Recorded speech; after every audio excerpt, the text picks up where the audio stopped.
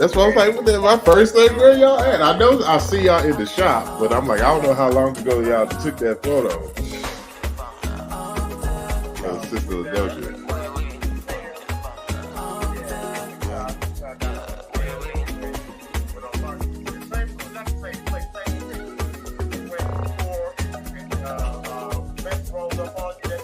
Yeah.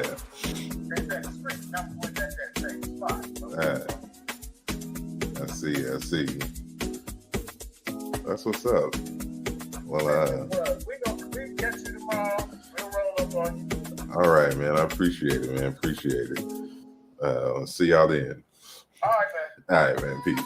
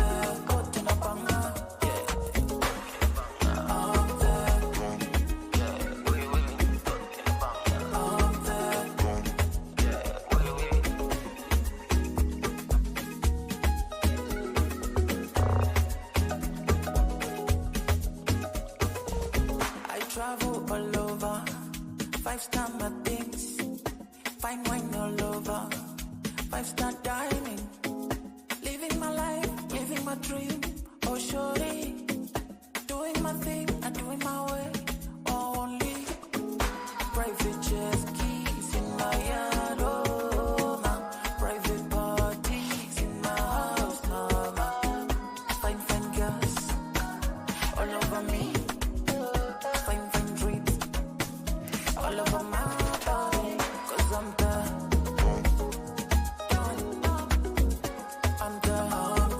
good in a banga.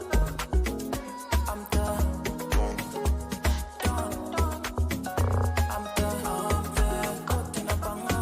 Yeah.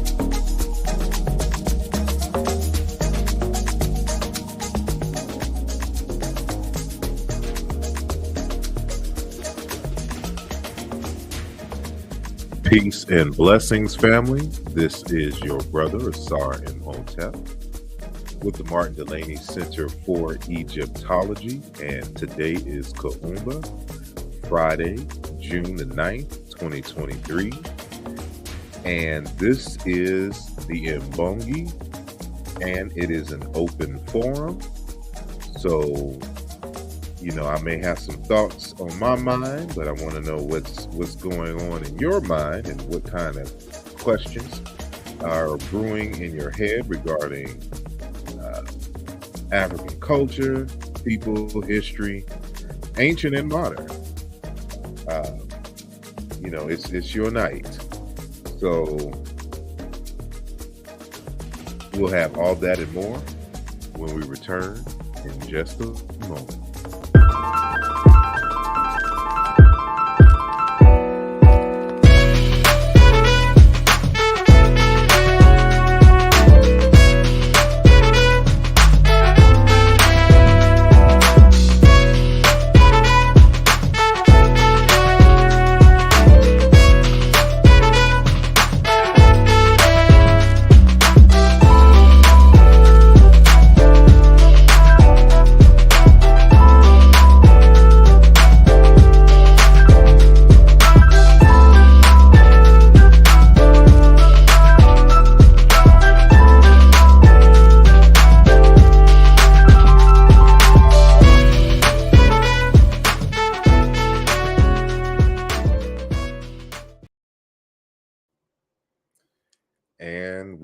back.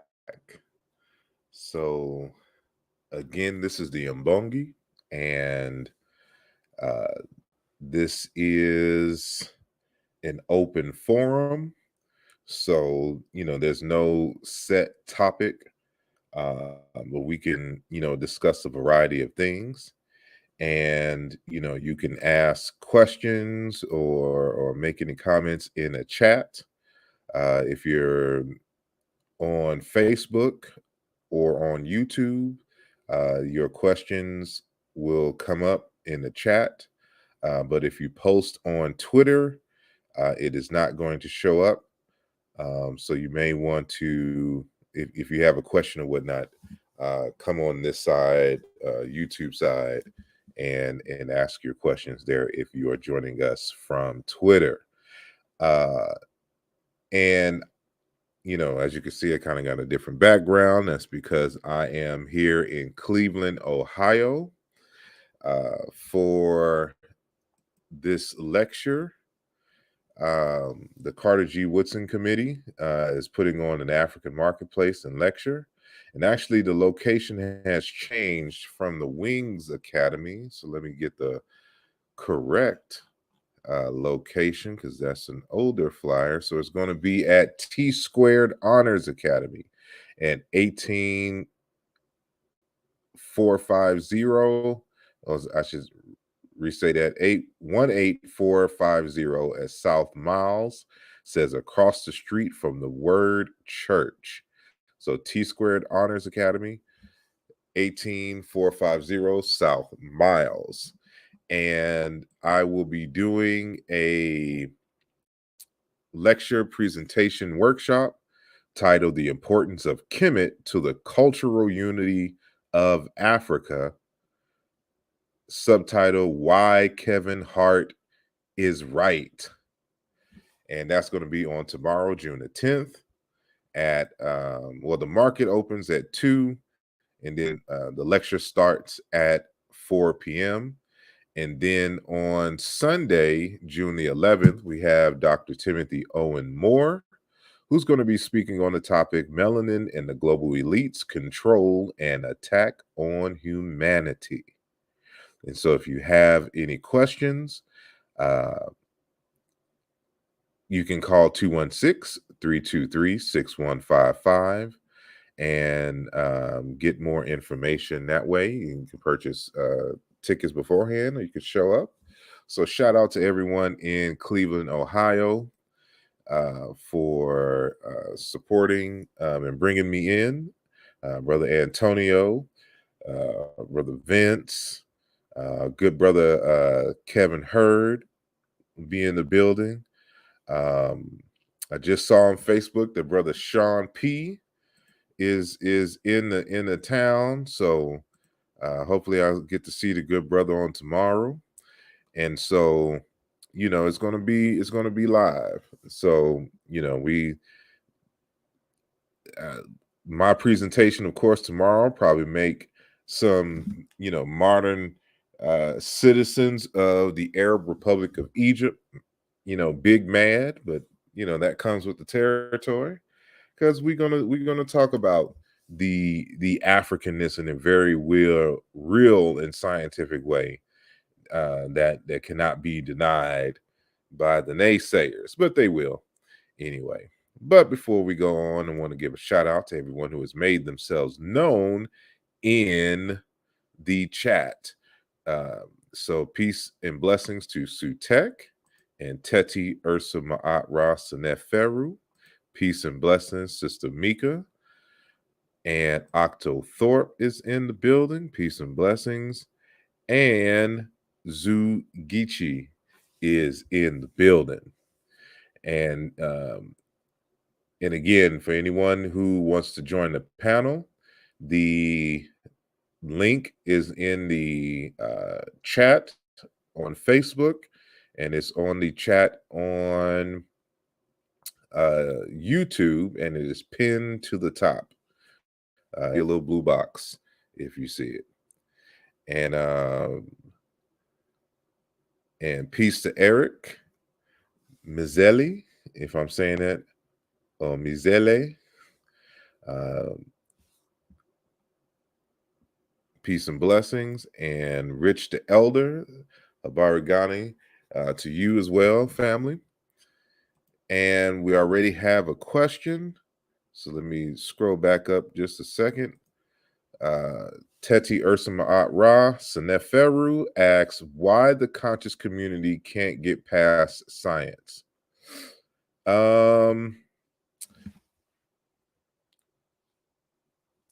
If I understand your question correctly, maybe if I kind of reword it a little bit, uh,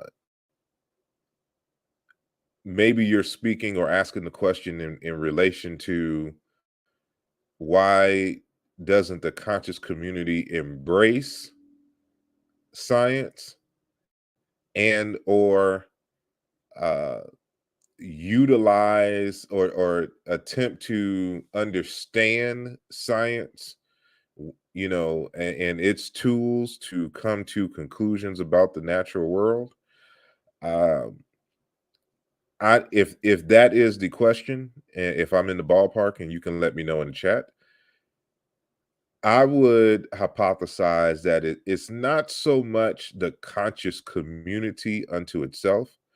I would say that it is just the larger public, and it's not relegated to the conscious community or the online community of seekers, uh, that would be, classified in the Black community.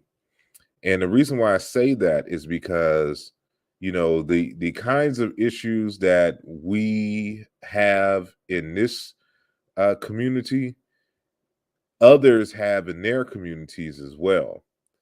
And you have a group of scholars and intellectuals and scientists who are advocates for certain perspectives about the world and nature and history, and they try in their best ways to communicate these ideas to the public and in their communities, and more specifically, and you just have this great resistance to the sciences, and there is a number of reasons for that, and I wouldn't try to kind of pin it down to one idea, or one reason, I should say. And it could be religious.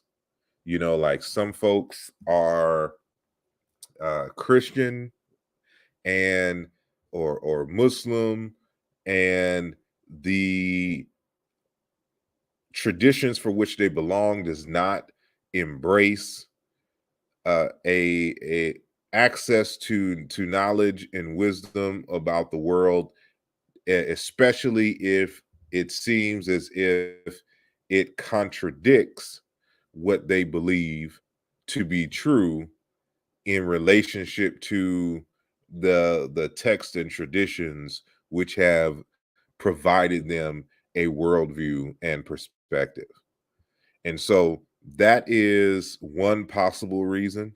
Another possible reason is that to a certain extent, science is hard, and it requires a lot of energy and brain cells and reading, and uh, the lay public doesn't want to do that.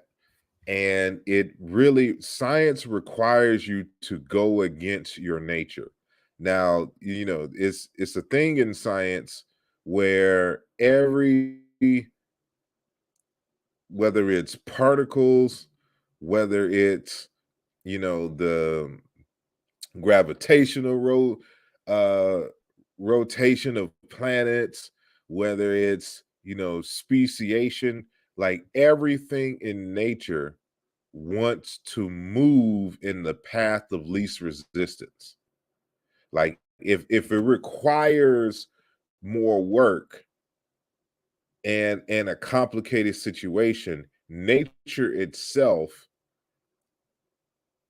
doesn't want to do it. It's always going to try to find the path of least resistance. And so, since human beings are part of nature, are aspects of nature, are nature itself, then you would expect the same type of behavior. Like, we want to go the path of least resistance. So if you have, for example, a religion that tells you, well, this is how it is, God did it and he said so, and you don't have to think critically or do anything to that nature, then why should I put in the extra effort to understand these scientific concepts, which force me to critically think and to move and to operate in a path of that isn't of least resistance. And so, since it requires a bit of effort to learn and understand, and more so to apply it to your life, then um, it is it is challenging, um, to get the majority of people to be on board, and that's just around the world. That's why it's in no matter what community it is, it's always going to be very few science in comparison to the larger population. And as long as what the scientists are doing and saying produces products as which they can use, like, you don't have to, be an engineer or a mechanical engineer to operate a motor vehicle. When something is wrong, you just take it to some guys who knows what they're doing to get it fixed.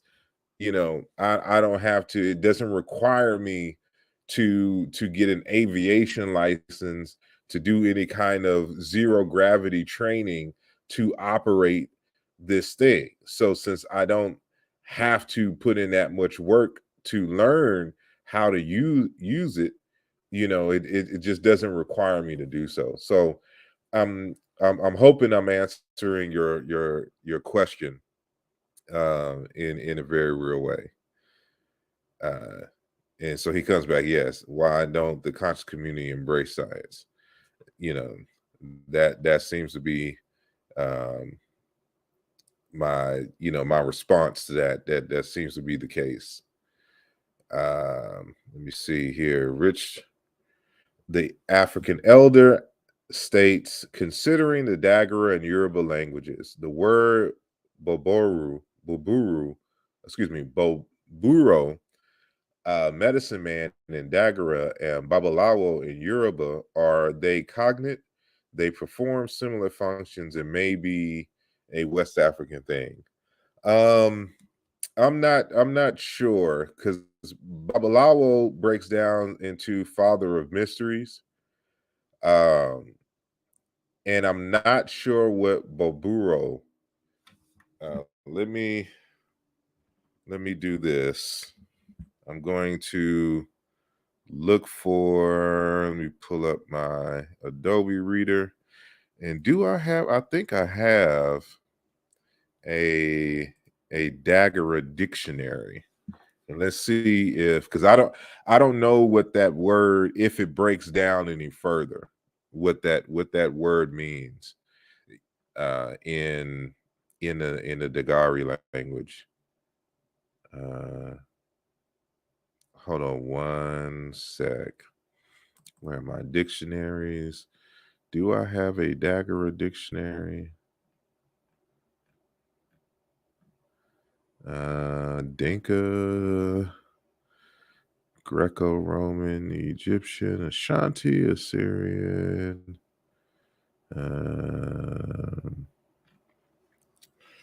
Dictionary, Universal Knowledge. Somali, do I have? I know I have a Dagara dictionary. Here we go. Is this a grammar or a dictionary?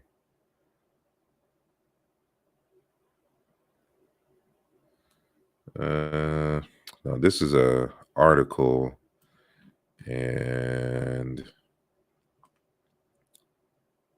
let me see.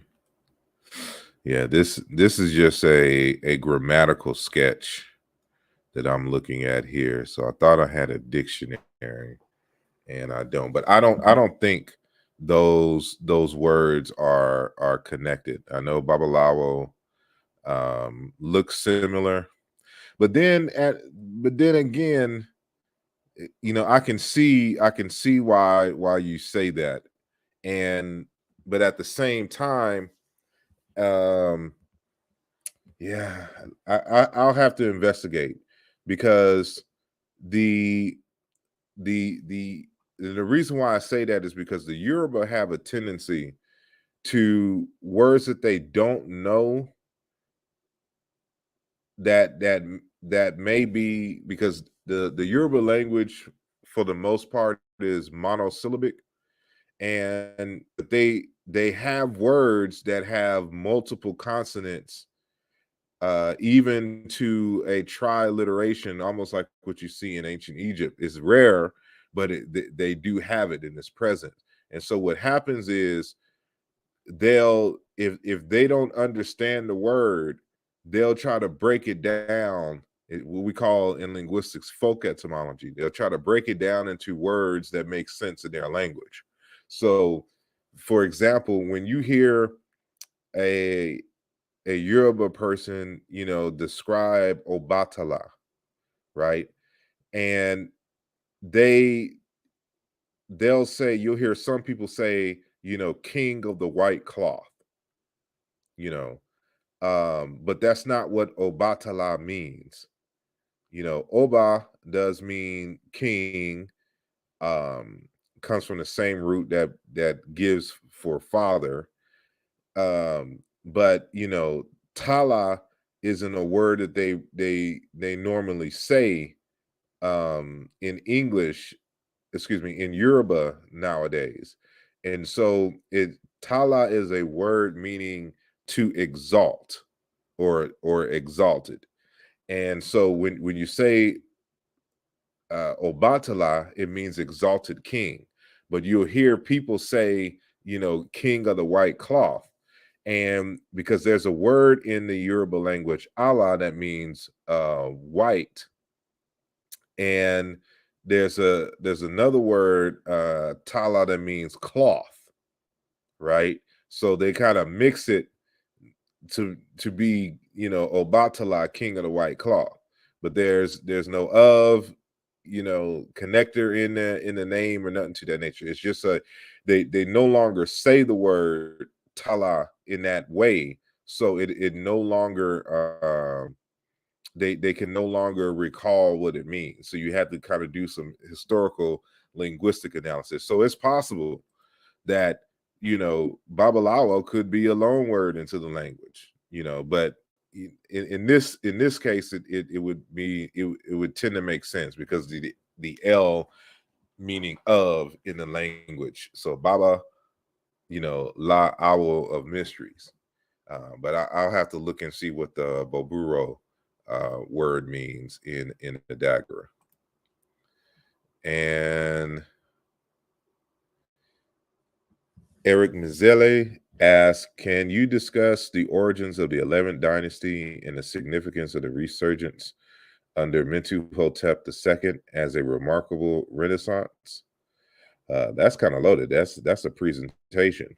But as a matter of fact, let me because that's a good one. And that's something I would like to have put a presentation to. So I'm gonna jot this down real quick. The Dynasty. And that's significant because of the first intermediate period, before then, comes about as a result of internal instability between the vassal kings, but there's speculation that it may have been caused because of droughts. Now, keep in mind, in Egypt, it doesn't rain often, and when it does, it's only a few inches per year.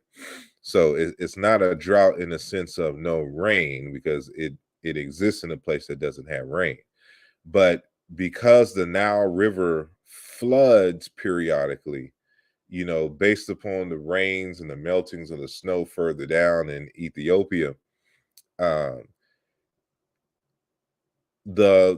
if the water levels don't rise a certain height to overflow its banks, then it's considered what we would consider a drought. Even though the river is flowing, there's water in the river, because they did not have the sophisticated technology to really kind of harness and scoop up a lot of that water to do the things that we can do today, like create dams and the like.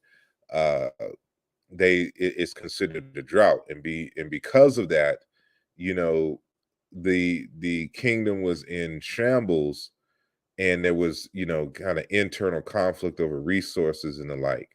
And so this is different than the second intermediate period, which was brought about again over internal instability, but also the taking over by foreign entities, into more so in the lower Egypt, which is the kind of the north by our modern orientation. And so, but I would want to make sure that I have all the details of that. As a matter of fact, because we can kind of pull up, I'm gonna pull up a resource. Let me see, because there's this book. This is a diction. It's like a is it a diction? It's not a dictionary, but it's like a ah it's a thick ass book. It's a because we can kind of read that. Let me see. Let me go into my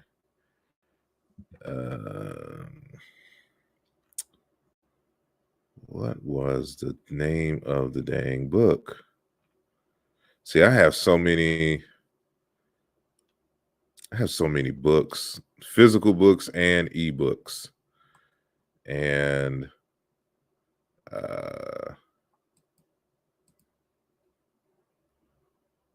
hold on.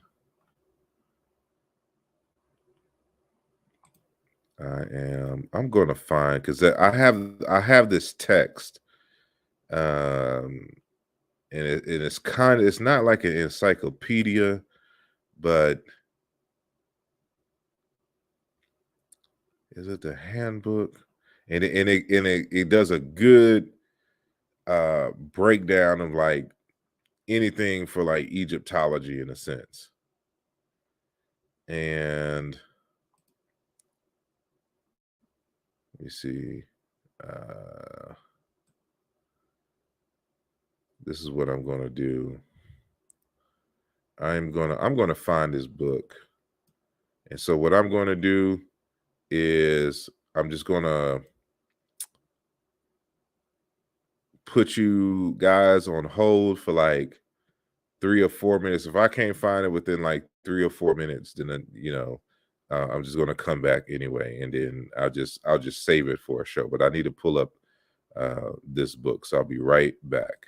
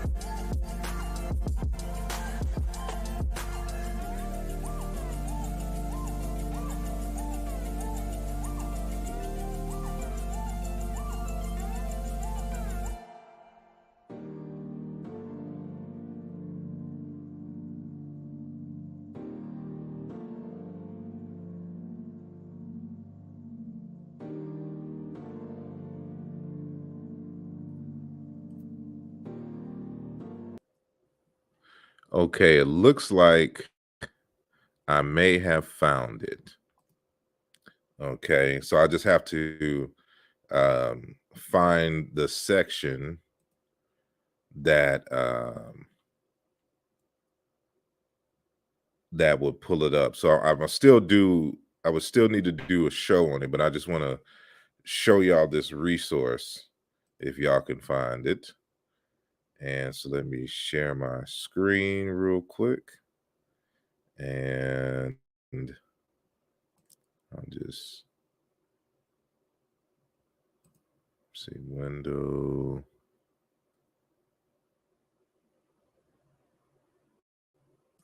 So boom. So hopefully y'all can see that on the screen. So it's a text called A Companion to Ancient Egypt. And in PDF form, it is so there's 2 volumes, and this is edited by Alan B. Lloyd. So there's 2 volumes. So on the PDF version, there's 1,378 pages. And so, but you see what I mean here when I say that it breaks it down real good. So it's just a good reference for Egyptian history and culture and the like. And so it's articles written by different period people. And so we can see in the table of contents, here, let's go to contents right here. So this is the table of contents. So the land of Egypt, the physical context of ancient Egypt. And then part 2 is the historical narrative. So prehistory, the early dynastic period, the Old Kingdom, the first intermediate period in the Middle Kingdom, the second intermediate period in the New Kingdom, Libyans and Nubians, etc., state and economic structure. So, this would be a good reference um, for, various different things here: science and technology, military institutions, settlements, distribution, structure, Greco-Roman times, the economy. So you can see, various different scholars, priests. But we're just going to go back up here. So what the question in which, you're asking would be, coming from, for example, Dr. Harko Williams. And so this would be that first intermediate period of details. And so here's Mentuhotep, which you mentioned earlier. And so we can, kind of go through that, but you can see it's very detailed. Um, and so I recommend this text. So I'm gonna go through this text, and I've actually used this image before. And then it goes on to the Middle Kingdom. It says, so it's generally accepted that the Middle Kingdom began with Mentuhotep II. Let me close that for a second. Reunited Egypt after it had been split up into a Theban and Heracleopolitan half. It is less easy to define the end of the period. Some scholars consider that only the latter part of the 11th dynasty and the 12th as the Middle Kingdom, ranging the 13th dynasty with the second intermediate period. But it is more common to include the 13th dynasty in the Middle Kingdom. The abandonment of the capital in Ititawi being taken as the defining moment for the beginning of the second intermediate period. And then go into some details here. So it is, but we would to get to Mentuhotep II, we would have to really kind of delve into the first intermediate period and why it was, and who were the kind of key players in this, what was going on at the time. Like here it mentions the admonition of Apur and the instructions of King Mirakare, very important first intermediate period text, kind of giving you the outline of what was going on in the country at the time. So we'll definitely come back to that. But I just wanted to share that source with you all. So uh, learn together with Obama. Peace and blessings to you. Considering the historical interactions antagonistic between the African people and others, can we say that we'll never be in peace with them, or peace between different races is a utopia? Uh, I would say that, you know, in essence, you would have to ask, will there ever be peace on earth? Because the spirit of conflict is going to rise its head either with other groups or even internally. And so the I don't know when African people are going to wake up around the world about their common historical plight and what needs to be done. I think it's theoretically possible. I don't know if it'll be an issue of peace. I don't think we should necessarily one of the major goals should be peace and harmony, but the bigger issue for me is power, and the power to neutralize threats.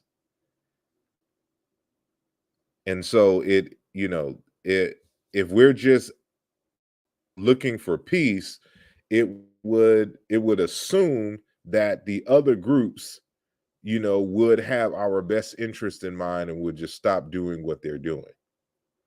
And the only way we're ever going to be able to ensure lasting peace is the conscious coming together, sharing of resources, creating, a common culture, and of course, uh, being able to defend ourselves, in times of crisis, and or not even defend ourselves in terms of, other human enemies, but against diseases, against, natural disasters, in terms of economics, establishing ourselves in economics. So we have to be able to defend ourselves in that fashion as well.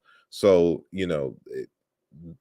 it would be kind of a utopian to think there'll be peace between the races. There will always be conflict.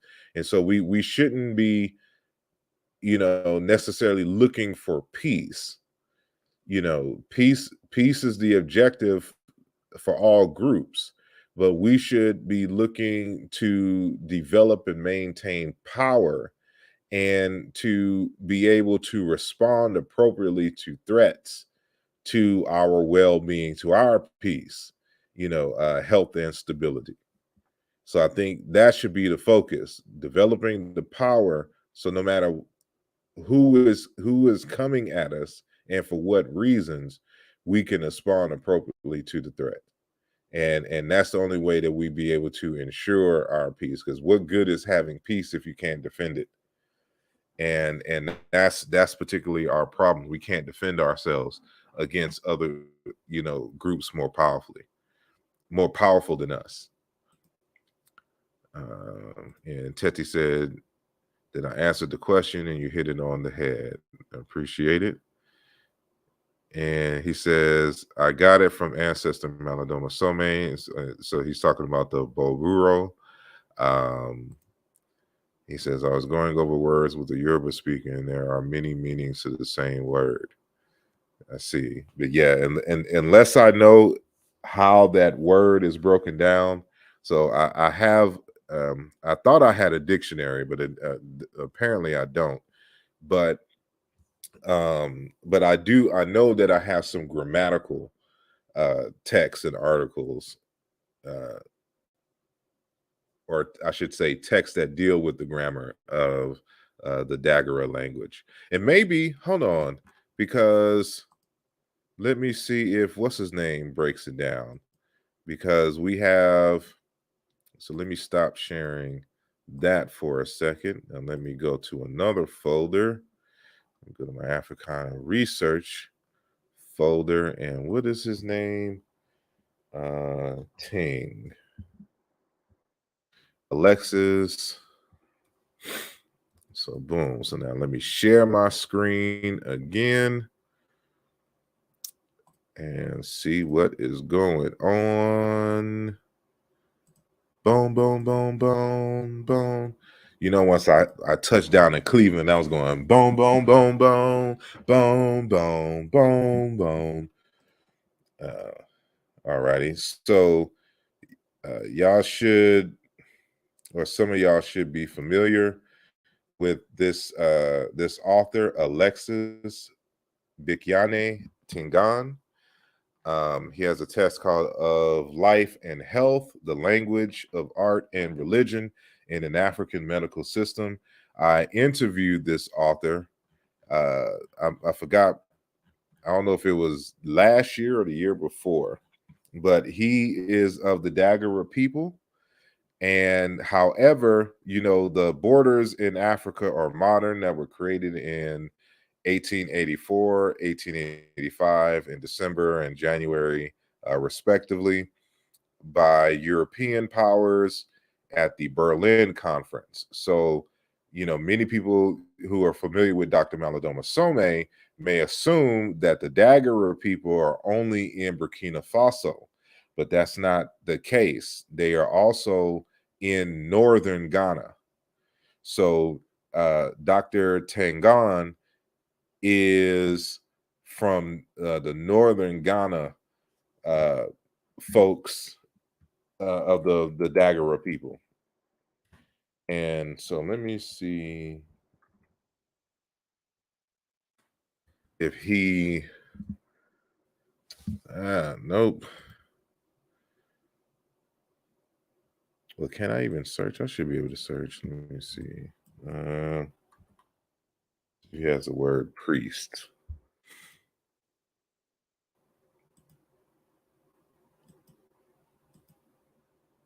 Let me see if, because I noticed that some spellings of words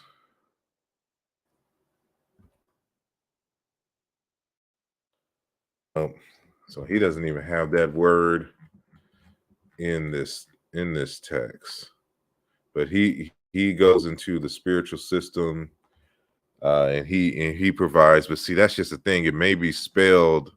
I hope it ain't spelled with one of the.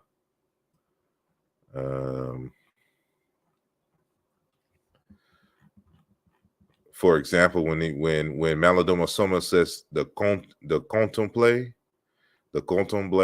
in his region is fully spelled out contemple.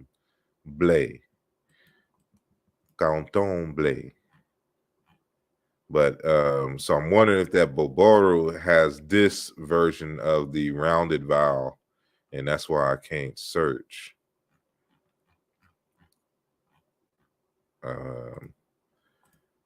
But nope, I can't find it.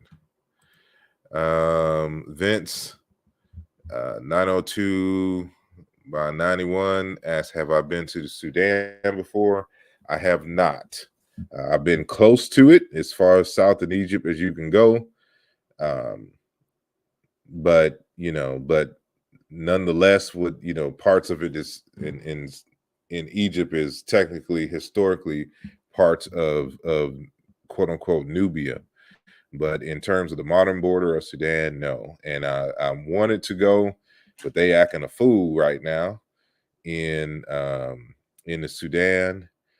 He says, is it easy to travel and research in Sudan? It is not, because is constant conflicts in the Sudan. And this is what has made doing research very difficult.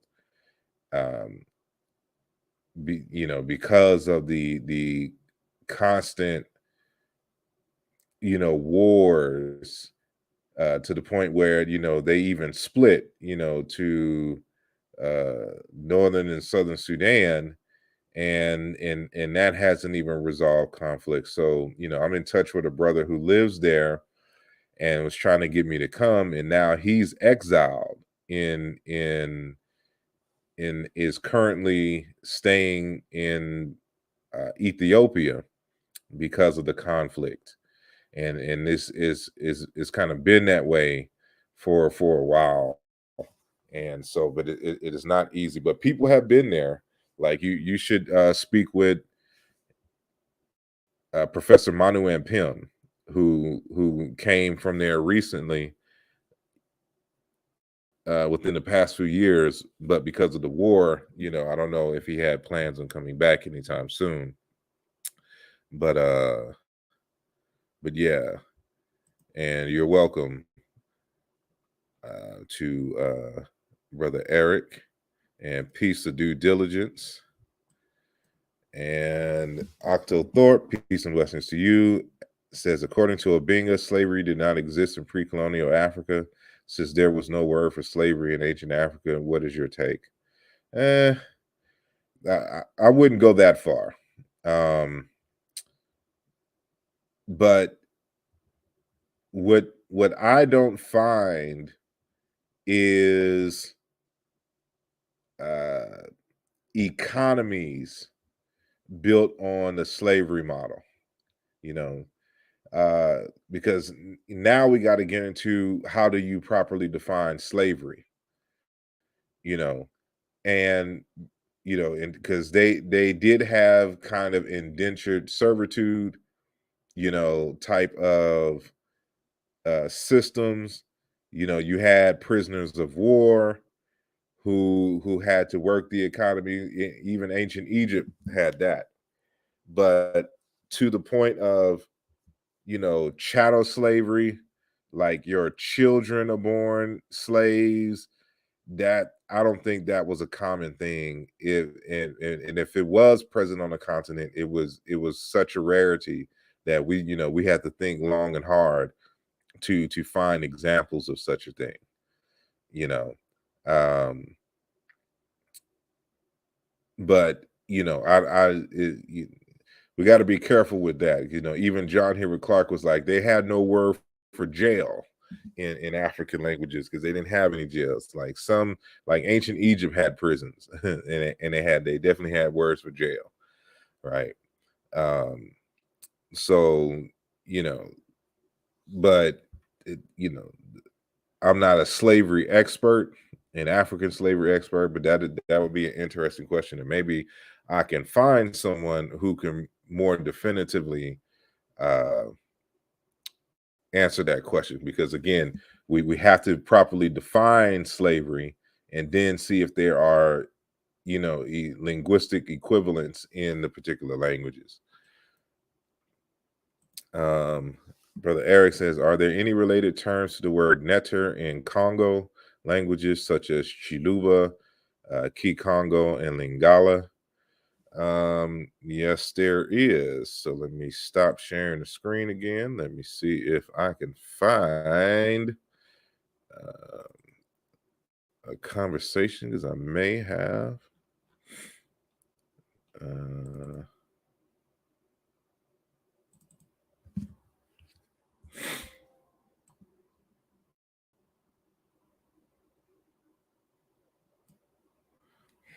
Let me see. So,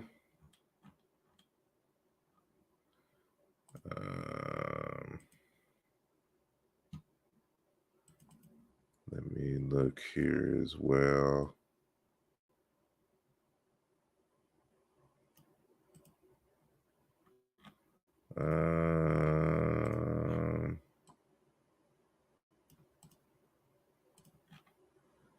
And I could save that for another time. So let's do this. I'm going to share, and peace and blessings to Brother Sean P. in the building, live from Cleveland. And so let me share just the entire screen. Bong.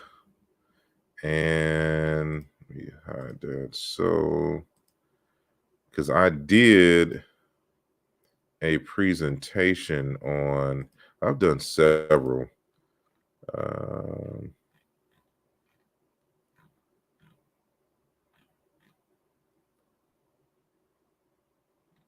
I'm trying to see in Netter in Kisi. So there's several words. So let's go back for a quick second. And so brother Mazzelli, Eric Mazzelli, if I'm saying that correctly, asked the question: are there any related terms to the word netter in Congo languages, such as Chiluba, Kikongo, and Lingala, etc.? Right. So now let's get into this. So there's several different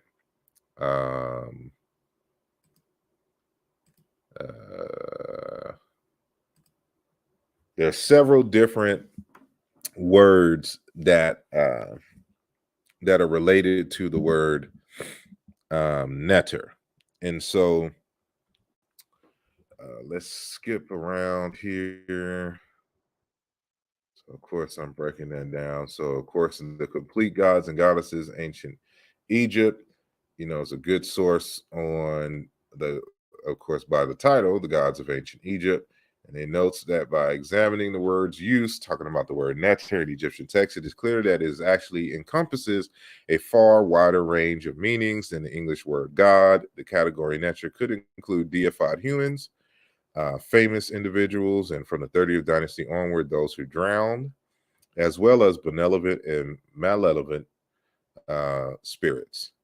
So in the word netter in related African languages, you may find it in one of these forms. In Coptic, it's nute, but in Sango, which is in the Republic of Congo, um, they say toro, which is spirit or phantom. In the Zande language, in the same area, is toro. Among the Twi speakers, Akan speakers in that area, they say in toro, spirit of the patrilineage. In Ewe, it's trowo, guardian spirits. And that woe would be the plural marker. And in Wolof, it is tor or tor, which is a protector god. And so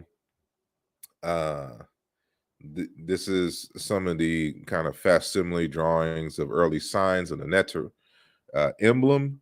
And on the right-hand side, you see here, that is kind of the earliest in pre-dynastic times. It's just a stick with some cloth hanging from the tip.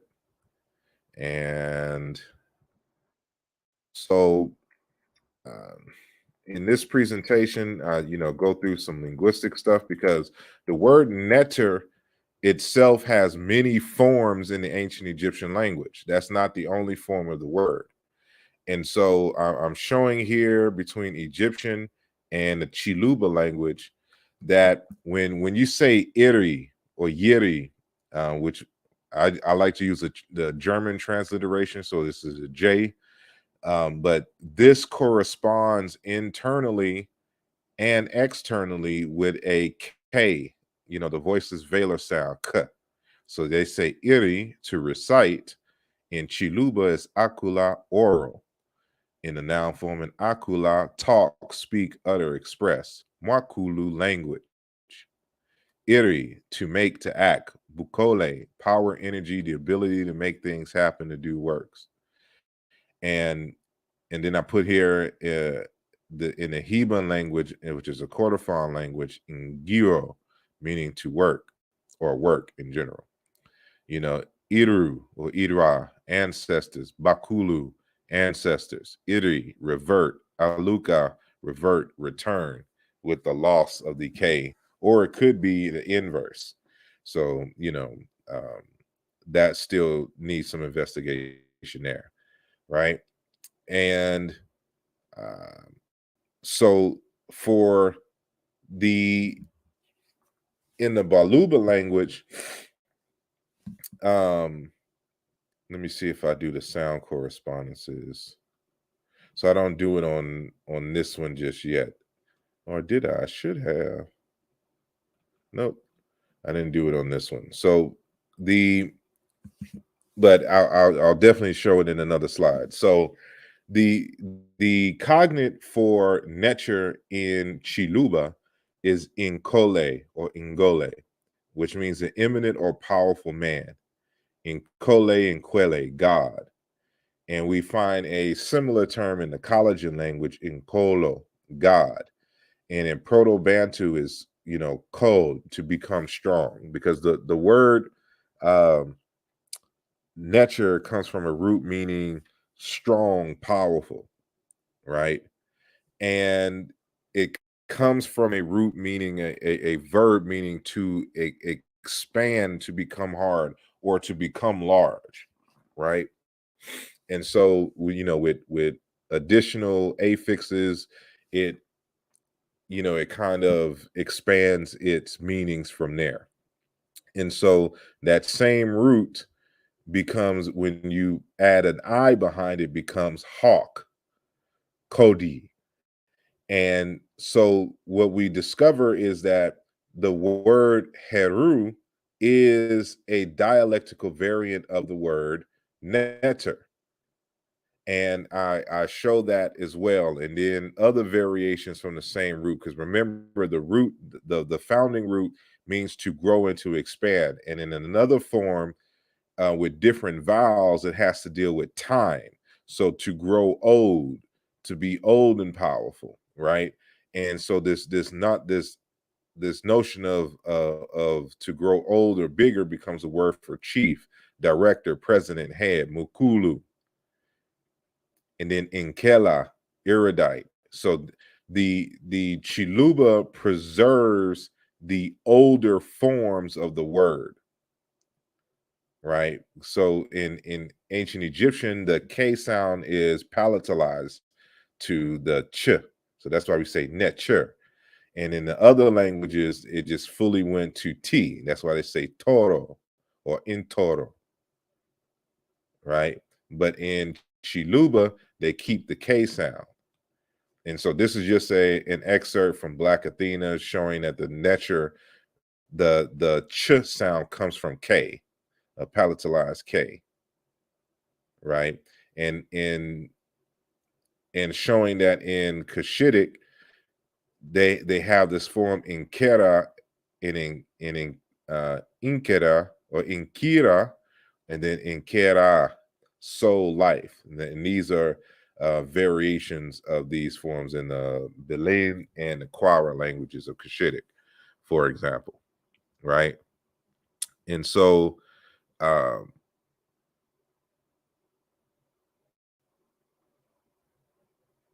hold on. Even the word Iwin, that is an epithet for Osiris, is a form of the word Netcher. And even the Ka, so-called Ka in the language, is another form of the word Netcher without the N prefix, on that K. And this is a nasalized velar trill symbol. So this is an R type sound. And so it goes to show that, and I had to do this. This was my ASCAC presentation some years back, so I only had so much time, so I wasn't able to go into all the details. But that kole, that code in the Bantu and Proto-Bantu is a ker. So we're saying ka today. So it is in the Egyptian is to be powerful, and it's the word for spirit. In another form is work, and then it also doubles as the word for bull, right? And then there's a version of this meaning to say, name and personality or whatnot. So this is why we're able to connect. And so this is dealing with the cloth. So let me go out of there. Let me show some other forms. Is there? What did I do here? And this is Dr. Tangan, who I mentioned earlier, and this is the book, right? And I want to say, I know that word. I know he mentions that word in that dang text. And I'm gonna find it. But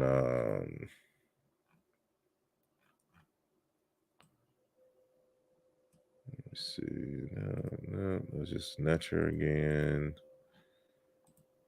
All right, so let me go to this other presentation. and see what we got in here. Right. So this one's from 2020. China into religious foundations in Kisi and Nature. So the word Inkisi is also a variant of the word Nature. Right. And some books that I published, Umoja Volume 2 and Towards a Comparative Dictionary of Chicom and Modern African Languages. Right. So let's see what the heck I put in this. Oh, and matter of fact, someone asked a question earlier dealing with the Babalawo, and I was mentioning that their word Obatala, why is confusing. So there's a word Tala, Muslim calico white cloth, and there's a word Allah, white. And so that's why they be like king of the white cloth, but that's not his name. But this word Tala in the Yoruba language is cognate with the word nature, but not the deity nature, the word nature meaning garment or material. It's the cloth that wraps around the pole or represents the flag that hangs from the cloth. That's another conversation for another day.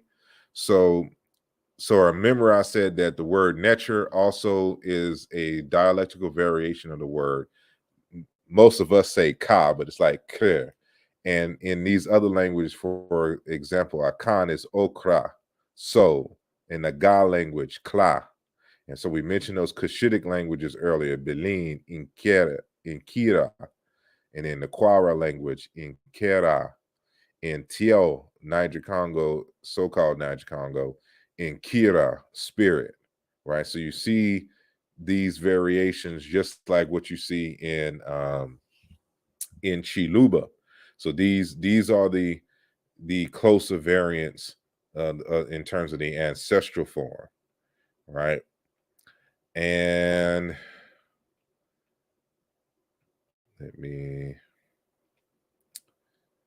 so I'm going into, so the details that I didn't get to go into in the other presentation, I went here. So here's my sound correspondences between Netcher and Chiluba. So Netcher, God, Inkwele, God. So if you want to say spirits, you say Ba Nkole, the spirits of ghosts, or Mukulu, God, a different variation dealing with God Olis. The word Netcherit, fixed, set, solid, firm, hard. Kale, strong, well, vigorous, arduous, firm, steady, stable, solid, hard, immovable, fixed, steadfast, powerful, robust, tough, etc. Ikala, be, stay, remain. So now you can understand kind of where the variant in Kole comes from, because they changed the vowels for semantic nuance, right? Netri, divine, sacred. Bukale, sacred. Netru, Netiriu, priest of Ra. Mwakwidi, priest. Aquila, right, to defend, the rule over. Neter, power, divinity. Neter 3, divine, strong. Bukole, strength, energy, express. Another possible variant, Ngulu, strength, physical power, right? So these are the sound correspondences letting you know. And then, of course, I go through that other slide sessions as I did beforehand, right? And so I added another one. So here's a different variation that I didn't have on that previous slide. In Kuya, ghost, spirit. In Kikongo, which is a variation of this term. So this is these other forms here, unless stated otherwise, is Chiluba. And so, but you can see in Chiluba, they have Intala, male bird, but Kirit, type of hawk, in Collagen, which is in Kenya, a language spoken in Kenya, right? And so I'm showing that Neter and Heru are dialect variations of the same word. And so is this concept of Inkisi. See, some people may understand Nkisi to mean medicine, right? But the word for medicine comes from that root meaning power, right? And so Nkisi is the name of things we use to help a man when he is sick and from which we obtain health. The name refers to leaves and medicines combined together.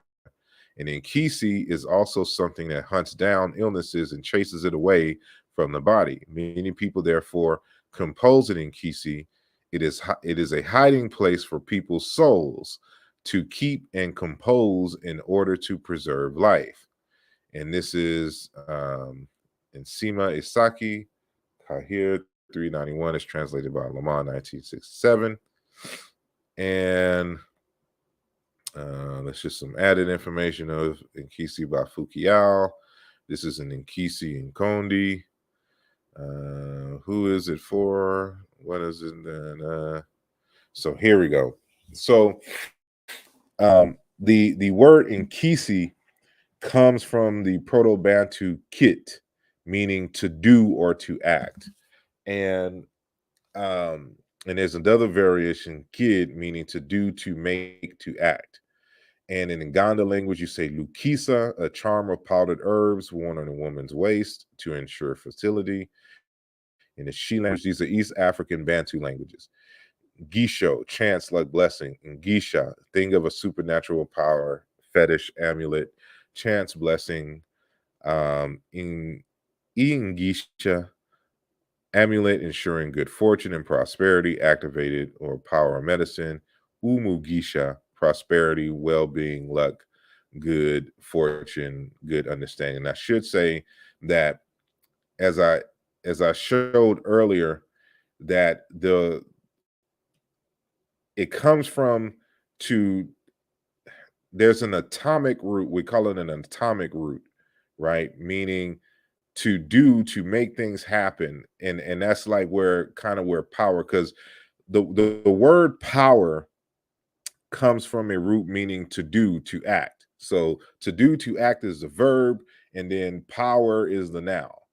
So you have to have power in order to do. That kind of is symbiotic. And so even this word iri here, to make, to act, Bukole in Chiluba, power, energy, the ability to make things happen, to do things. So that Kole corresponds to Iri, to make, to act. And so that word nature, and then I get into it here, ultimately comes from a root ila, to make, to lead, to exit from oneself, a sound, an idea, speech, an object, to emit, to express, to speak, to introduce, to arrange, lay, apply, to make, push, etc. And it's the R, to separate, to, towards. Ilela, make, a, to do, for, in favor of, corresponds to make, to create, or iri in gender in Egyptian, right? And so from this to do, to make, it really comes from this root meaning to go, to expand. And this is where to emit from a point. So in one semantic range, you have to expand, to radiate outwards. So those words dealing with size, bigness, to grow old, to spread, and things of that nature come from that same root. But that's in one semantic lane. And then from the same root, another semantic lane opens up, meaning to do, to act, because to do means to go, to put something in motion, right? And they both lead to words meaning power and prestige semantically. And so in Illusion Volume 2, I go into all the details, but you can see these variations here. And this is what ultimately leads to the word for God, or neter, right? Because it means to do, to act. And then when the nominal form, when you add the in, prefix of agent, it becomes the one who can do, the one who can make things happen, the one who creates, the one who expresses, the one who puts in place. And so, in the dictionary, they'll just simplify saying eminent or powerful man.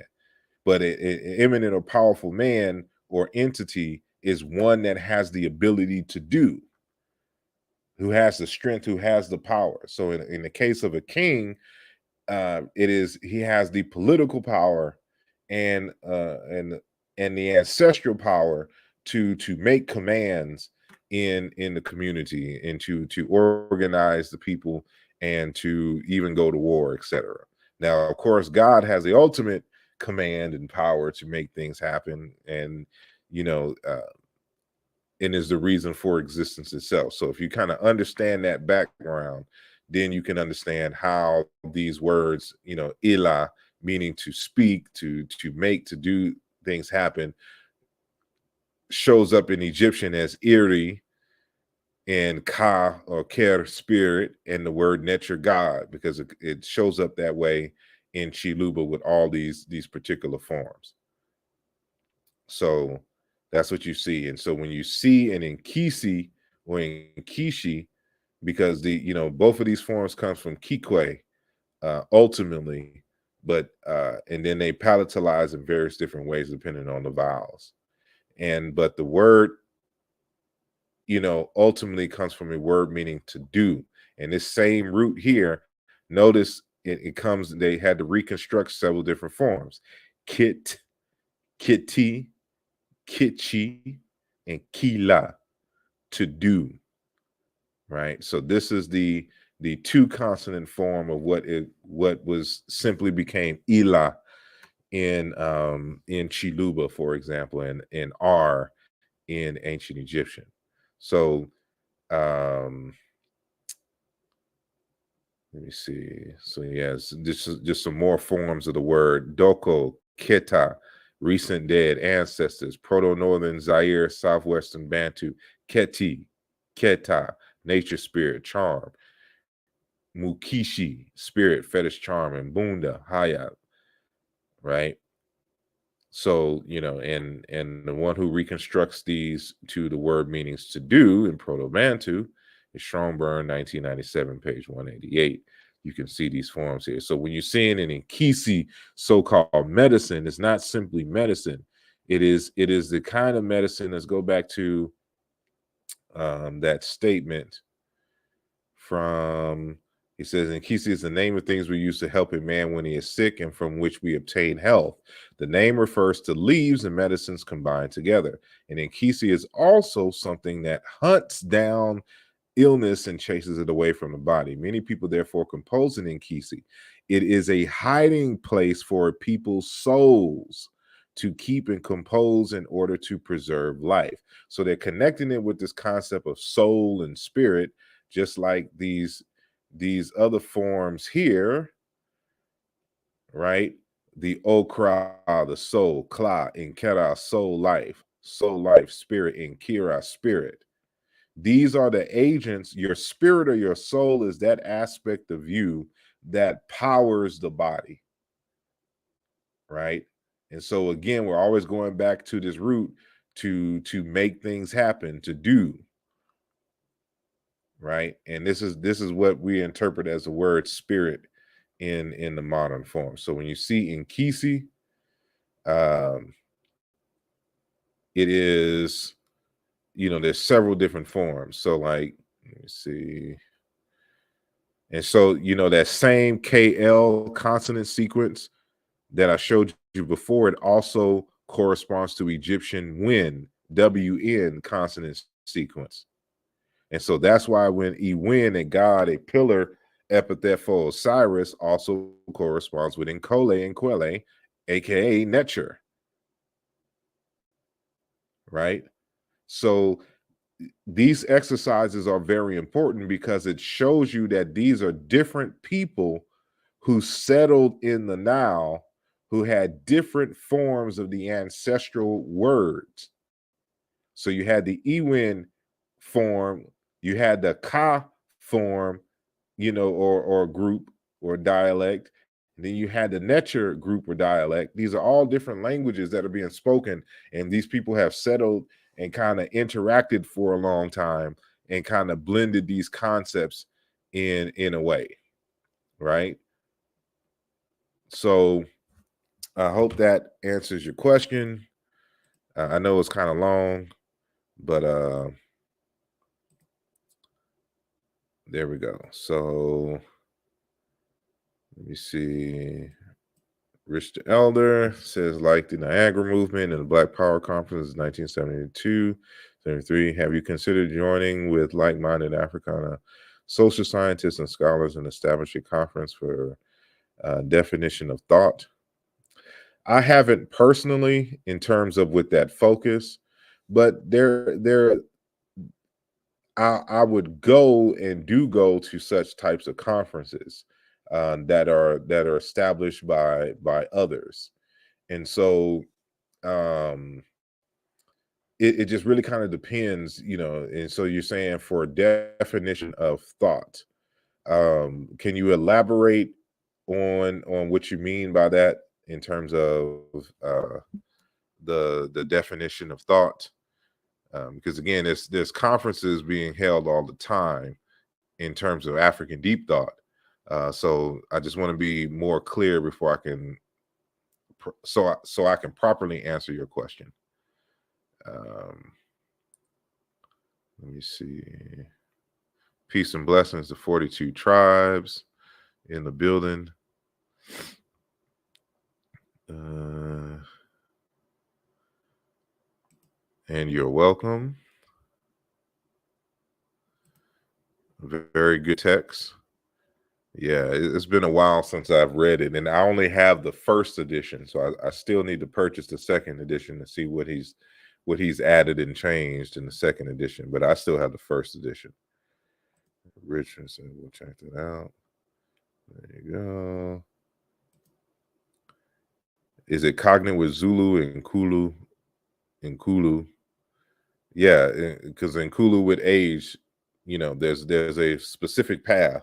But yeah, so if you saw the Kulu that Zulu in Kulu, for God is the same. It's the same word as Mukulu in Chiluba. Peace and blessings to Robert Rand and to Leo Wright in the building. And he says, "What do you think of our Asar Aset Society?" And that's Ronnie. So peace and blessings to you. Thank you for joining the conversation. And I don't necessarily have an opinion about them. I haven't had too many interactions, but as far as I know, they do good work. And I haven't heard, anything sideways about, the group. And I know people personally who are part of the groups, and so I've read a number of Raul Neffer's text, and while the meta nature text has nothing to do with meta nature, it still has some good insight in terms of deep thought and philosophy. And like a matter of fact, out here in Philly, well, I'm here in Cleveland right now, but in Philly, they recently had a kind of a men's conference and symposium dealing with health and the like. And I was unable because I was working, and by the time I got, I was just too tired. But it was a whole weekend that they had, and they kind of have stuff like that all the time. And so, I know people who find, solace in the organization, and find what they have created very applicable. Now, me personally, I'm not one for necessarily joining any organizations that how should I say, or in the middle of reconstructing, ancient Egyptian, kind of religion and society and the like. I tend to stick to the academic aspect of it because I want to be able to penetrate the writings and the deep thought without, trying to make it a spiritual religious thing, even though ancient Kemet dealt with spirituality in a very great sense. And so I just want to, I just personally want to step aside, so I don't join any shrines or Ma'at, Asar, Set Society, none, because I don't want to. I just want to stick with the scholarship. So I want to be able to present to you the facts as they are, and then you can choose to, utilize it in any way you want.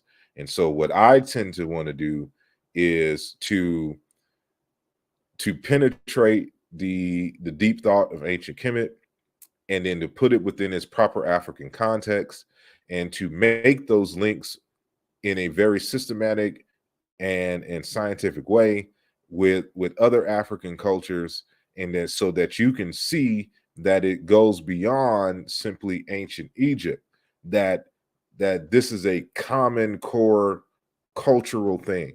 And matter of fact, that's essentially what I'm going to be speaking on tomorrow at the at my lecture here in Cleveland, and to show that what you're seeing in ancient Egypt is one expression of our culture. If you go and you practice Ifa, that is one expression of our larger culture.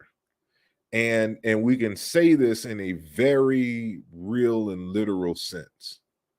And that's what I hope to bring about. So I can show you that, if you want to honor, spirit and things, you don't necessarily have to call them Neter. You can call them by what the Twi speakers call it, Toro, in the guy in Toro, or the Sango Toro, right? Or the Bankole, as regards to the Baluba people, or the Inquiyi or Inquiya as far as the Bakongo people, right?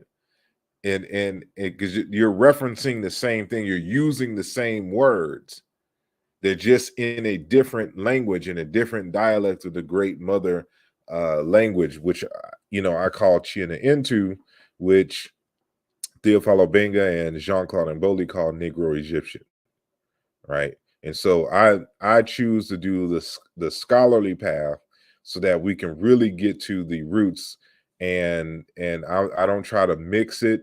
I don't try to make it include any kind of Indian yoga and any Sufi Islam or nothing to that nature. Just what you're going to get from me is just what it is, as best to my knowledge, and then y'all take it from there and internalize it the way that you want.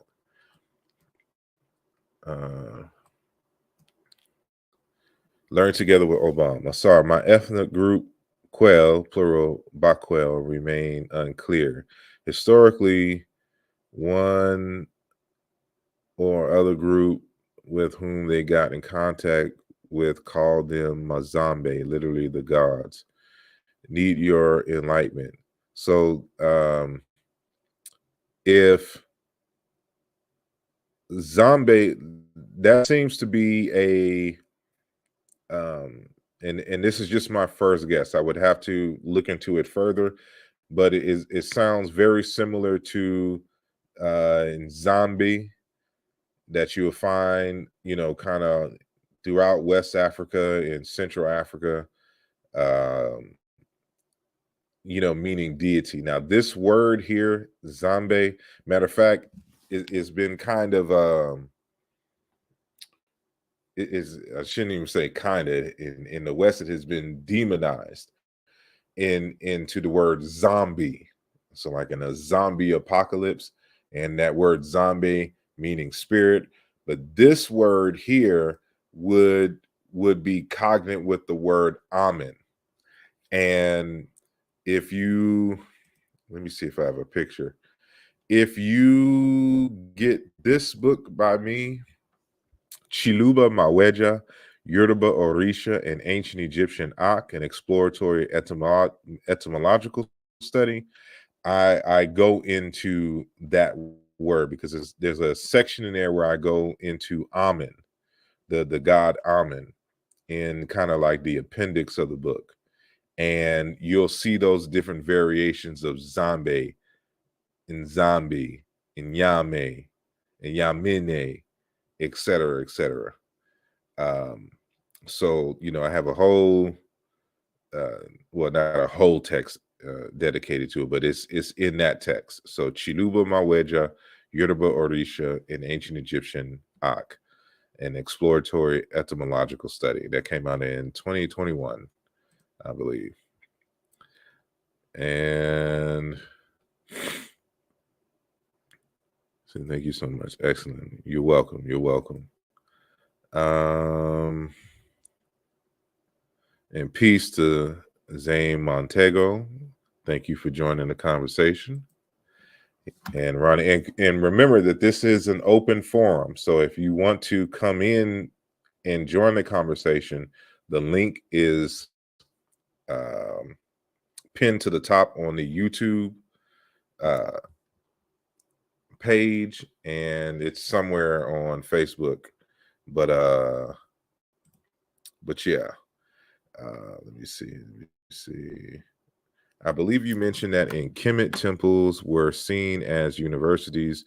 Do you have any recommended books, resources on temple life and education in Kemet? Well, I can think off the back. What's his name?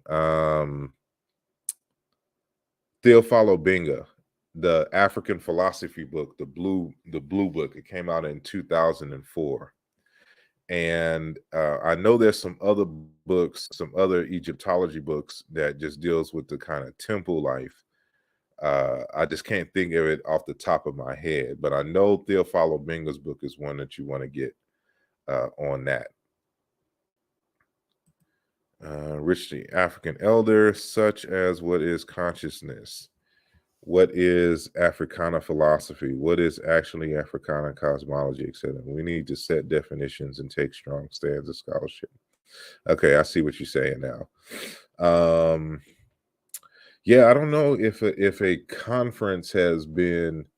I'm pretty sure in the Francophone world there probably has. You know, they tend to grasp towards that, but here in the United States, I can't think of one where that's just a focus. So, like, you know, if you go to an ASCAC conference, or if you go to a Sheikh Anta Diop conference, you know, you may have a scholar or something that addresses those things, but that hasn't been the focus to my knowledge. And so, yeah, that would be something someone would have to put on.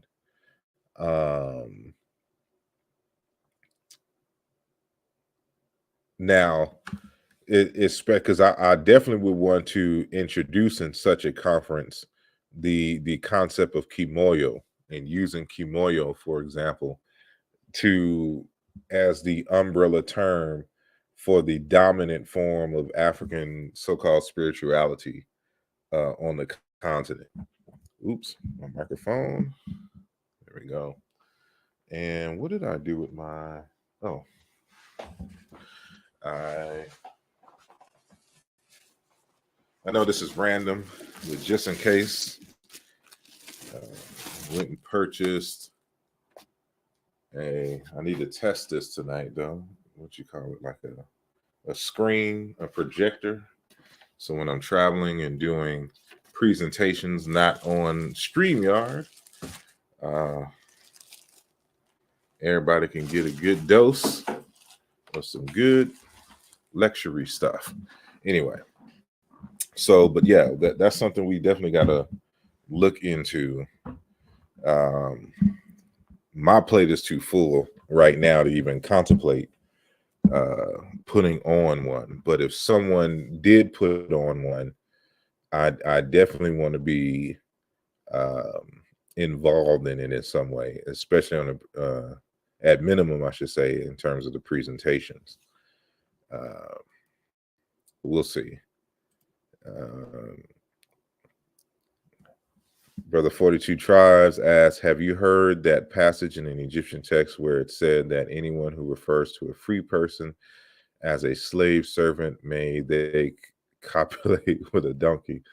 I don't recall that. And I may have to hit up Brother Rujawu or Brother Sanjetti to see if they're familiar with that.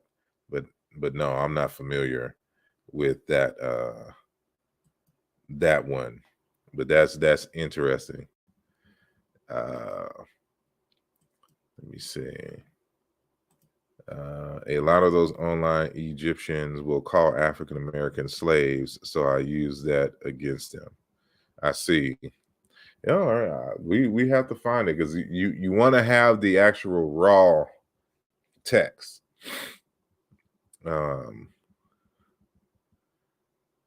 And I wonder. Yeah, I'll have to find that. So I have to go through the. I wonder if they have it in the TLA, but I would have to know the exact phrase so I can find one of the words that I could search and see if we can find the raw text for it. Ronnie asked, "Do you know exactly which Comedic text Aristotle got his philosophy from?" I don't think it's an issue of a particular text. I think with the likes of Aristotle, he would have had to have come into Egypt and studied. So, he would have been learning from mouth to ear like everyone else. And I'm pretty sure if he learned Meta Nature, that he would have probably had access to some text that meant some stuff on the wall. But the there isn't any one text. And I know in one of Theophilo Binga's text, he mentions the priest. Like, let me see something here. Because I wonder.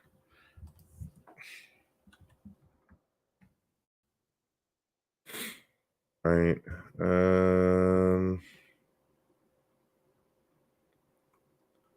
Let me see.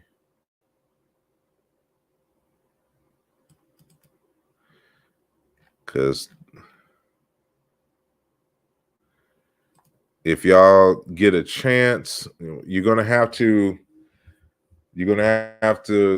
learn French. But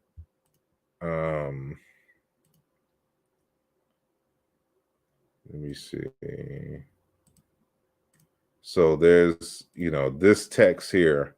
If you can get a hard copy of it, this isn't a full text. This is just kind of an excerpt. But I don't have my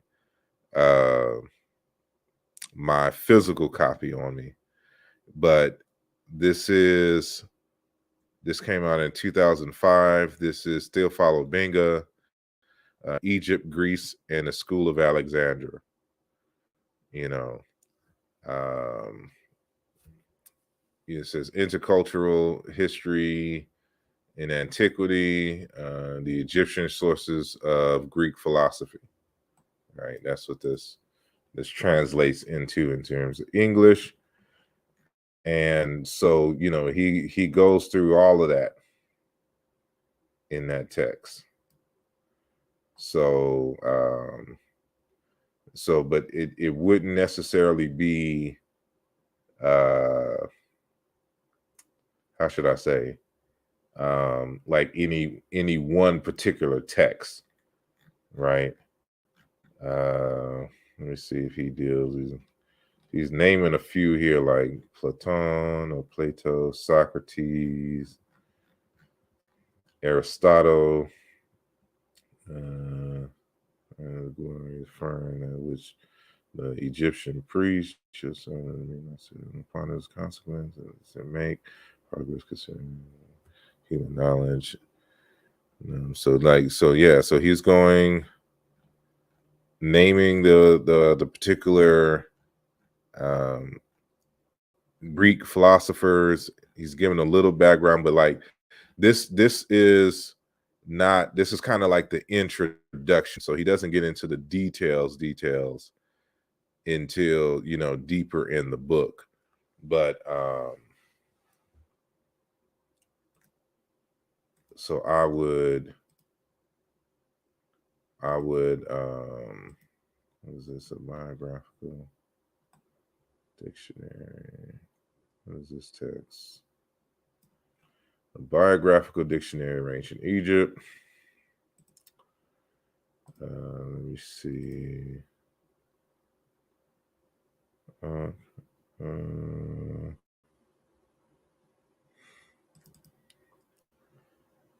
Here's the French version of Obenga's African philosophy of the Pharaonic period.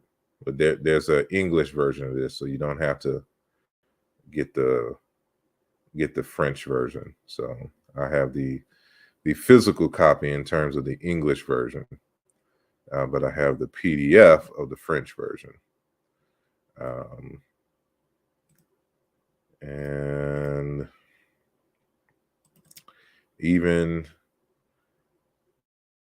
this is Afros, but this is in Portuguese. This book here, Africanismo and Eurocentrista. I don't read Portuguese, so I have to use something like a Google Translate. And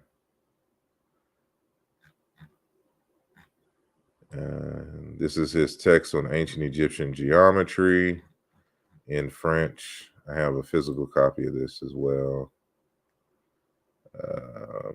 But I don't know if he deals with Aristotle in that text.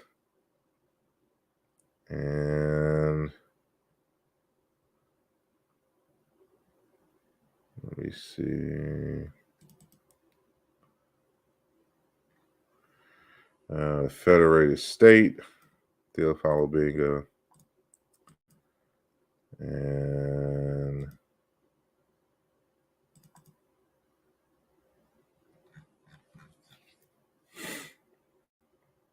I do have the full version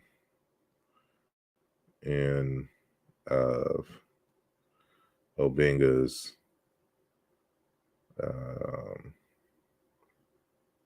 so we'll have to revisit this because I don't know where he starts with Aristotle. But as y'all can see, I got that homework for when people want to act foolish in these internet streets. So I'm gonna hold off of that.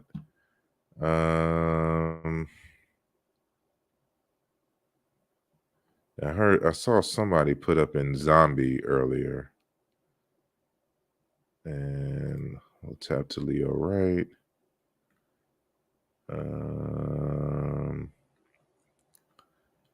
Excuse me if I'm not moving fast enough. Yes,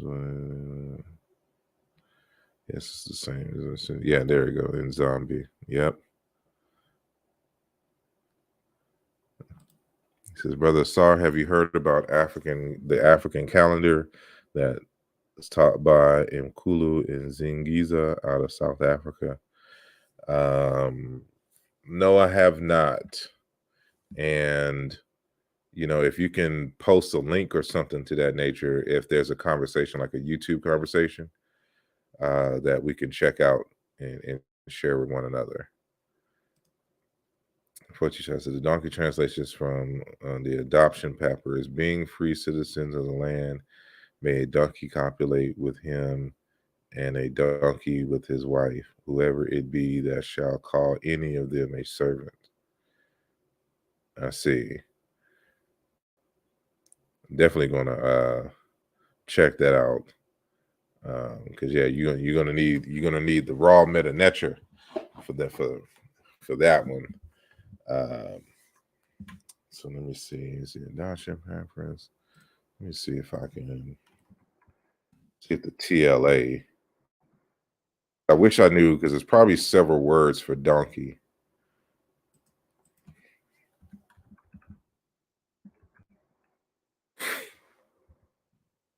Yeah.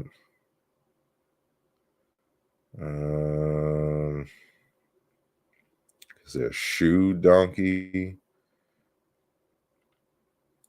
And then Sahat, a herd of donkeys. And then there's Ya, donkey. So let's look at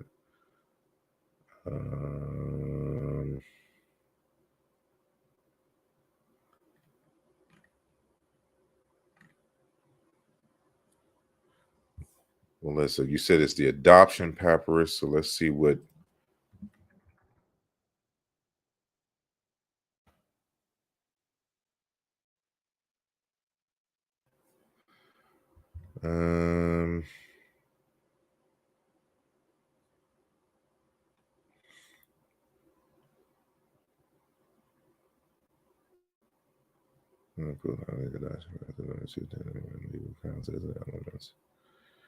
So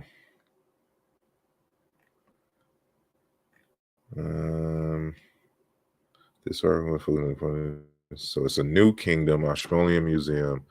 So let me see. That's Middle Kingdom, media period.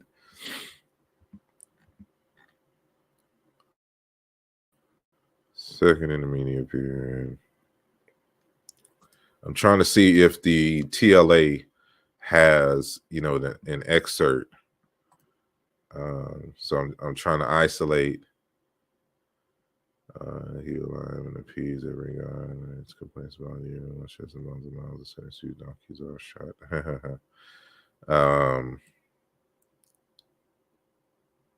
Who calls with his arms? All right. So earth floaters were spoken erected. No. Enemies, nope. I hereby bring you a thread of nope. Excrement of donkeys. Donkey. To be recited. Do not allow donkeys to enter him. So it was the big pig became taboo to Horus. I heard that speech was the donkey spoke to the cat. No, that's not it.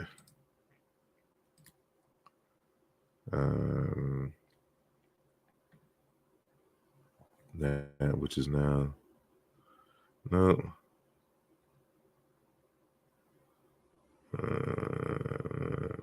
Nope. Nope. No. The following was this your when you spread the wrong talk about the donkeys that day, and the donkeys went out to do nothing. And then we died. No, you take it. No, he is attention only to the single donkey. Nope. The pupil of the royal. Nope. Am I getting into the Greco-Roman period? Yeah, we'll have to. Let's see. His food and water. Nope. Donkey. His food and water. No. His luggage. Nope. Are you a donkey? And they're asking the questions. Are you with me like a beaten donkey? Come about this journey. Who want to know? Nope. He is full of ear, therefore perceptive on the day of the donkey. No. Dang, it looks like I'll be going through this mug forever. But I'm gonna see if somebody has a facsimile of that particular papyrus, adoption papyrus. And piece of Zugichi. What's the difference between Nzambi and Ndela? Well, in terms of words, Ndela comes from that root ila that I mentioned earlier. I don't know if you were here for that part of the conversation, but an Ndela is like a prolific person, a prolific individual, one who produces a lot. And zombie is kind of something different in terms of, they may be conceptually similar, but they're definitely different words. But that Ndela comes from Ela, and it doubles when it reduplicated, becomes Lela. And when you put an N in front of L in Chiluba, the L becomes D. So So now you say indela instead of inlela, right? So that's if it was just left, without the sound change, it would be inlela. But the N in front of L in Chiluba turns L into D. So you say indela, but it's two totally different words. It says, thanks to Saw. The only translation had one Egyptian word, and it was bak for servant. I see. I'm pretty sure we can find a facsimile somewhere.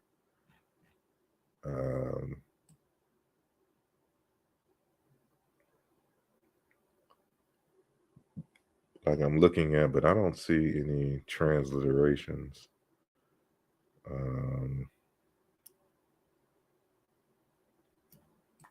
See if there was a.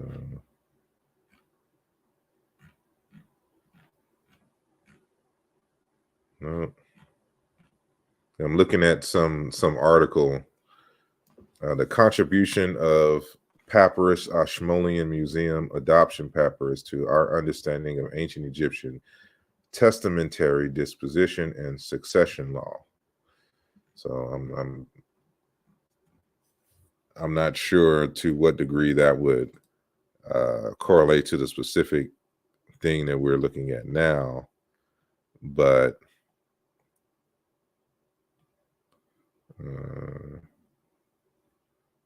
yeah, one that is fit for service and the work, and he's awake and they should just have it today.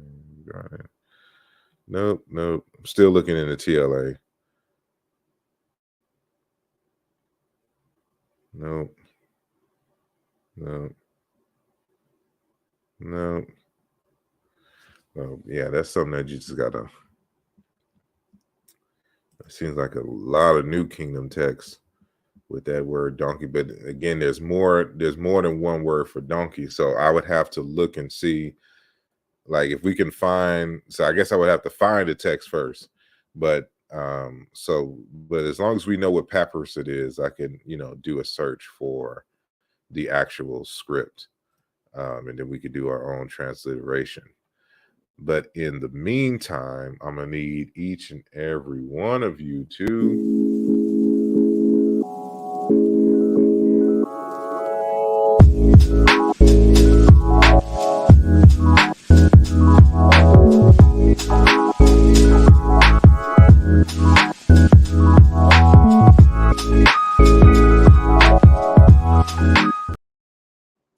that is right. Make sure that you hit the like button and that you share this conversation. And my eyes are turning red. That's because I ain't been asleep, which I probably do. I don't know what time I got to be up in the morning. Let me see. Brother Sar, how did you get started in linguistics? It was kind of organically. It was just more so I knew I had to understand it in order to do the kind of work that I was doing and researching. So it just became part of the process, because it started with, because let me back up a bit. I've always been interested in, like, the ancient Egyptian language and things. But once I started getting into, like, debates on the Africanness of the ancient Egyptians, and when the idea of Kemet came up, it kind of forced me to learn that technique in terms of historical comparative linguistics and the comparative method to make certain arguments, because it required not having a surface level insight into this issue. A matter of fact, that's, speaking of the text, that's what kind of culminated in this text here. And for those that don't know, this is my latest text, Race and Identity in Ancient Egypt, Volume 1, Towards a Meaning for the Place Named Kemet.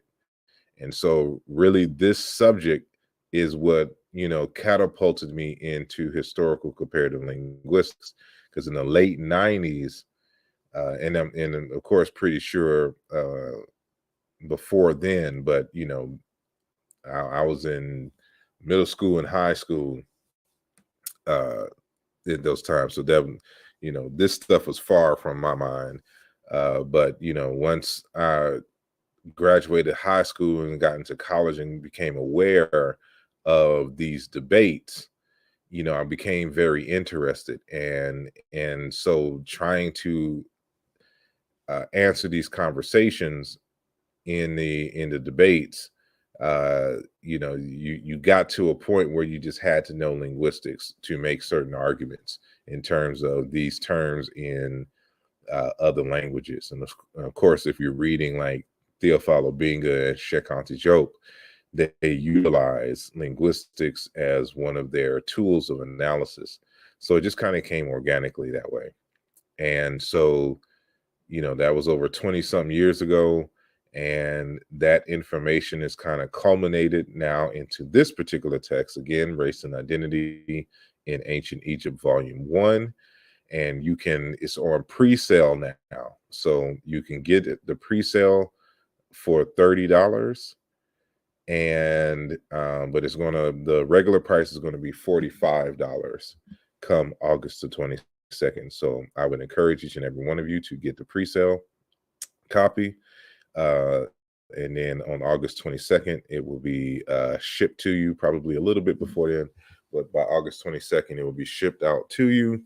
And you can enter into this discussion on the meaning of the place name Kemet and see all of the linguistic arguments and things, especially in the appendixes. And so you'll see all of this coming to fruition. So go to asarimhotep.com, and if you want to purchase the book, you can put in, when it closes out, when you're about to go to the PayPal link, it's going to ask you for a coupon code, and you just type in the word Mbongi. And Mbongi is this word in the right hand corner, Mbongi, Mbongi, right? And it would apply the discount to you. So go again to asarimhotep.com for that text. And he says, enjoying my second to last Caribbean night. Everything is everything. Peace and blessings to you, good brother. He says, I have a book written by Fergus Sharman. Thank you for sharing this information. You're welcome. You're welcome. And I assume that's brother Ferg Somo, and I believe he deals with Egyptian and Kiswahili. He deals with Bantu, but more specifically, his language that he likes to use is Kiswahili. Europeanites back to defend their turf. Always.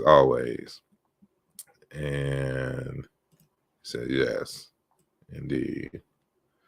All righty. Well,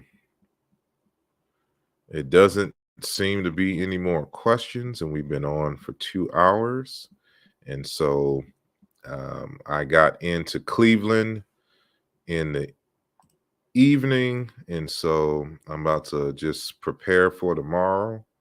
And so if you are in the Cleveland area and you want to come to see me tomorrow, do my lecture on the importance of Kemet to the cultural unity of Africa, why Kevin Hart is correct or right, then make sure that you come out to, matter of fact, because I know this flyer that I have up here, the address has changed. So it's going to be at T Squared Honors Academy, 18450 South Miles, across the street from the Word Church. The market opens at 2, and the lecture starts at 4 p.m. That's Central Time. And so that's going to be Saturday, June the 10th. And then Sunday, June the 11th, is going to be Brother Dr. Timothy Owen Moore, who's going to discuss melanin and the global elites' control and attack on humanity. So it's going to be, part of the whole Juneteenth celebrations and the like. So it's going to be food, drumming, and the like. So it's going to be off the chain. And so it says other special guest speakers: Dr. James Brown and Dr. Quad David Whitaker, some local favorites here. So I appreciate each and every one of you. Well, let me see these first before I go. All right, let me see. It says Richard Elder are the two scholars you're looking for. Very serious and thorough works on African philosophy, cosmology, and many other things. And especially Kilimanjaro's book, Fukuyama, Wade Noble should help also. Well, yeah, in terms of their work, unfortunately, Baba Fukuyama, or Tata Fukuyama is what we affectionately call him, has passed away. But if you get his books, and it is Fukuyama who I got the word kimoyo from, and why I use it. Imani says Indela is closer in meaning to Nkulu or Bankole.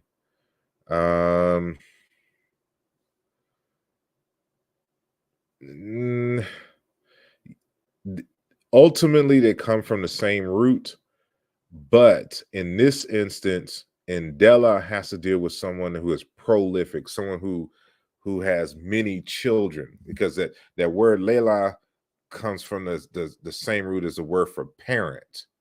So somebody who, so it's, if you stretch it semantically, you can connect them, but I would keep them separate. So Nkulu has to deal with age, growing and becoming older and becoming taller, so to speak. Bankole has to deal with being able to create something in terms of power. Ultimately, they come from the same root, but as you can see, they have different vowels. And so the different vowels bring about a different nuance to the words. But those terms, Nkulu and Bankole, I would keep separate from Indela. And so it was Dr. Mubabingi Bilolo who first argued that Indela was a variant of the word netter, and upon further investigation, he was partially correct. They share the same root, but I would no longer associate Indela as kind of like a direct cognate in that sense. It's related in a roundabout way, but that's a different chain or path altogether in terms of Indela. So I hope that makes sense. And so with that said, I don't see anything else. And so those of you in Cleveland, I will see you on tomorrow. I guess it's technically today. And everyone else, y'all have a blessed night. Peace.